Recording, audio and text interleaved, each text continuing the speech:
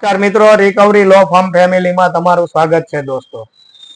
ઘણા માનનીય સુપ્રીમ કોર્ટે જેમને ઉપનામ આપ્યું છે એવા ગુંડાઓ તમને ઘરે આવીને એવું કહેતા હોય કે પૈસા તમારે ભરવા જ પડશે ને આજે જ ભરો ને કાલે જ ભરો. સેટલમેન્ટ કર્યું હોય, ઘણા એવું કહેતા સેટલમેન્ટ કર્યું પણ પૈસા થયા નહીં. તો એવું જરૂરી નથી કે સેટલમેન્ટ લેટર આવી ગયો એટલે પૈસા ભરવા જ પડે તમારે. સેટલમેન્ટ લેટર આવી ગયો હોય છતાં સમયે પૈસા ન આવ્યા હોય તો સેટલમેન્ટ લેટર છે તમે ફાડીને ફેંકી દો.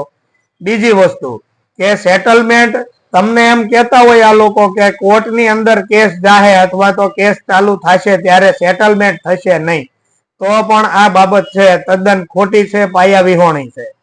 ગમે ત્યારે કોર્ટમાં કેસ ચાલુ હોવા છતાં પણ તમે પૈસા ભરી અને સેટલમેન્ટ કરી અને તમારો કેસ છે એ વિડ્રો કરાવી શકો છો.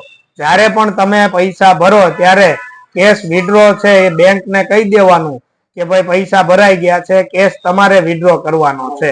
આ બાબત ક્યારેય પણ ભૂલવાની નહીં. જય હિન્દ, જય ભારત, જય સંવિધાન દોસ્તો.